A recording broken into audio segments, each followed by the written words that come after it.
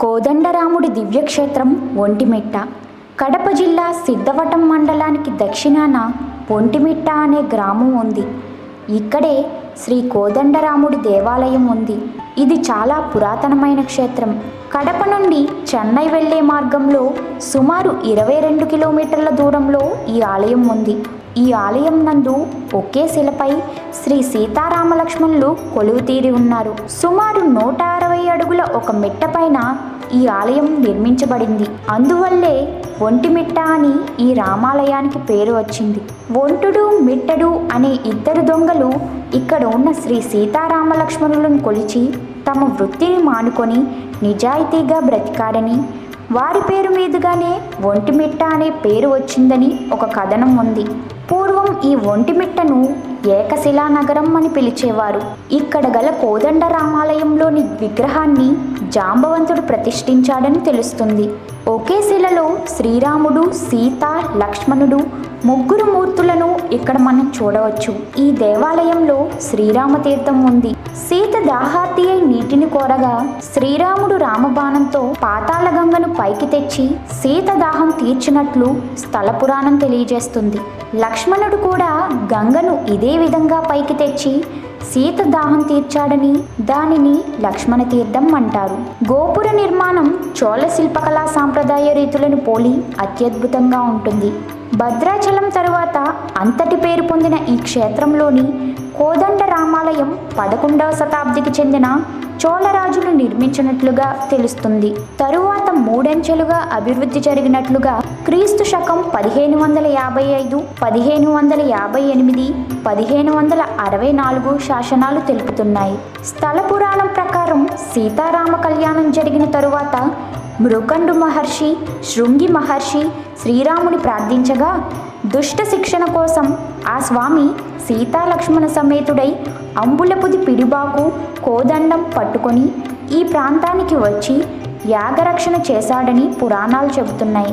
అందుకు ప్రతిగా ఈ మహర్షులు సీతారామ లక్ష్మణుల విగ్రహాలను ఏకశిలగా చెక్కించారని చెబుతారు. ఒకరోజు జాంబవంతుడు ఇక్కడ విశ్రమించగా స్వప్నంలో సీతారామ లక్ష్మణులు దర్శనమివ్వటంతో ఆనందభరితుడై సీతారామ లక్ష్మణులను ప్రతిష్ఠించాడని అంటారు. అందుకే వీటికి జాంబవత ప్రతిష్ఠ అని పేరు.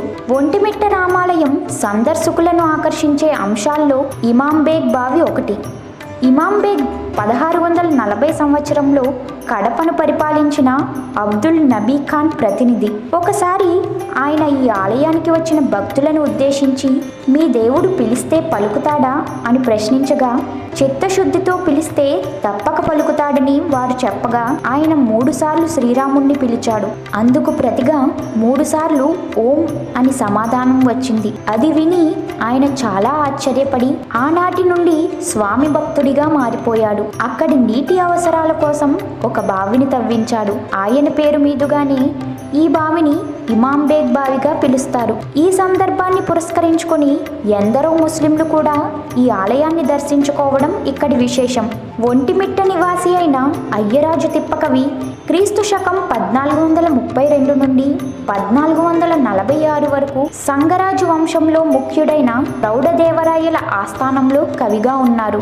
ఈయన రఘువీర శతకాన్ని రచించారు. వరకవి అనేది ఈ కవికి బిరుదు. ఒంటిమిట్ట కోదండరాముని పైన ఈ కవి శతకం రాశారు. 5 అంతస్తుల తూర్పు రాజగోపురం క్రింద నుంచి ఆలయ ప్రవేశం జరుగుతుంది. ఆ మిట్ట మీద ఈ ఆలయం గర్భాలయం, అంతరాలయం, మండపం అను 3 భాగాలుగా ఉన్నది. గర్భగుడిలో శ్రీ సీతారామ లక్ష్మణులు మనకు దర్శనమిస్తారు. ఇచట ఆంజనేయ స్వామి వారి ప్రత్యేక ఆలయం రాజగోపురానికి ఎదురుగా ఉంది. శ్రీ కోదండరామస్వామి ఆలయ ప్రాంగణం నందు కళ్యాణ మండపం, 32 శిలాస్తంభాలతో రంగమండపం, శ్రీ రామలింగేశ్వర స్వామి సన్నిధి ఉన్నాయి. మండపంలోని ద్వారం దగ్గర బమ్మెరపోతన గారి విగ్రహం ఉంటుంది.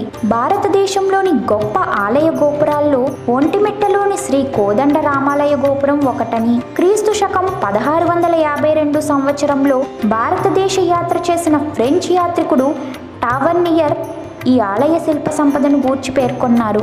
తూర్పు వైపుకు ఉన్న సీతారామ లక్ష్మణ మూర్తులు మాల ఓబన్న అనే భక్తుని కోసం పశ్చిమం వైపుకు మరలినట్లు ఒక పురాణ కథ కూడా ప్రచారంలో ఉంది. ఆంధ్ర మహాభాగవతాన్ని రచించిన పోతన తన భాగవత గ్రంథాన్ని ఈ ఆలయంలోనే చెరువు గట్టు మీద కూర్చొని రచించాడని ప్రతీతి. అంతేగాక తన భాగవతాన్ని ఈ కోదండరామునికి అంకితం ఇచ్చాడు. ఆంధ్ర వాల్మీకిగా ప్రసిద్ధి చెందిన వావికొలను సుబ్బారావు గారికి స్వప్నంలో ఇద్దరు బైరాగులు కనిపించారని, వారి ఆదేశం మేరకే ఒంటిమిట్టలో నివాసం ఏర్పరుచుకొని రామాలయాన్ని పునరుద్ధరించుటకు అవిరాల కృషి చేసి టెంకాయ చిప్ప చేత పట్టుకొని పాదయాత్ర చేస్తూ లక్షలాది రూపాయలు సేకరించి ఆలయ నిర్మాణం కావించారు. ఈ ఆలయంలో నిత్య పూజలు అర్చనలతో పాటు శ్రీరామనవమి ఉత్సవాలు 9 రోజుల పాటు జరుగుతాయి. ఇచట శ్రీ సీతారామస్వామి కళ్యాణం చతుర్దశి నాడు జరగడం విశేషం. పౌర్ణమి నాడు రథోత్సవం జరుపుతారు.